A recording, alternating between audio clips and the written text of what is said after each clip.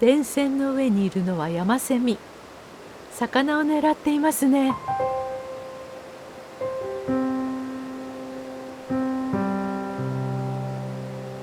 違う場所から飛び込みました。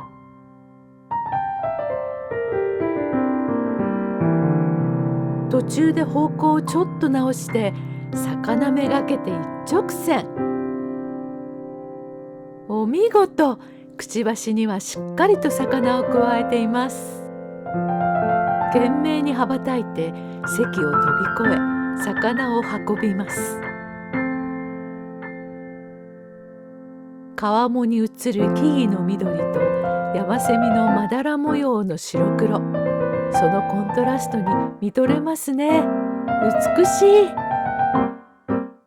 水面をかすめながら飛んでいきます。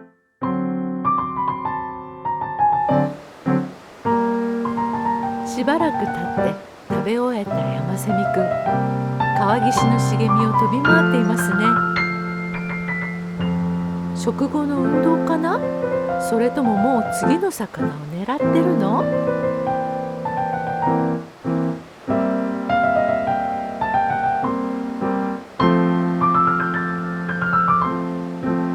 ここはミサゴの狩りをしていて、ミサゴが電線に止まるとすぐ横にヤマセミもやってきました。よくこんなツーショットを見かけますよ。ヤマセミはミサゴに目もくれず対岸に飛んでいきました。そしてあっという間に飛び込んで大きな魚を捕らえました。素晴らしい。この季節ならではの落ち鮎かな？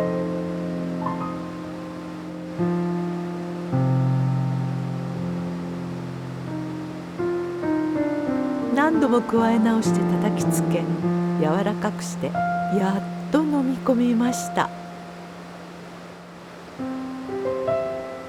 いつもの食後の水浴びをして一目散に巣を目指して飛んでいきました。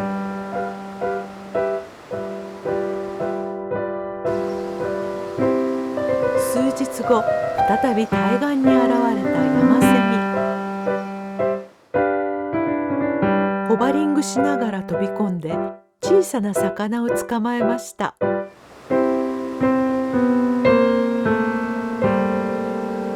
また近くの止まり木で魚を叩きつけていますが、魚が小さいのですぐに飲み込みました。そしていつものように水浴びをして飛び去りました。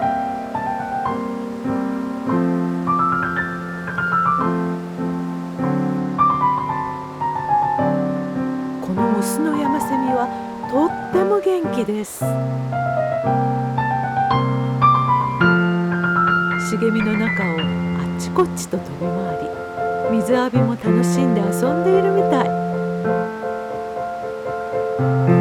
魚を捕まえるのに高い電線に止まる時も全力で飛んでいきます。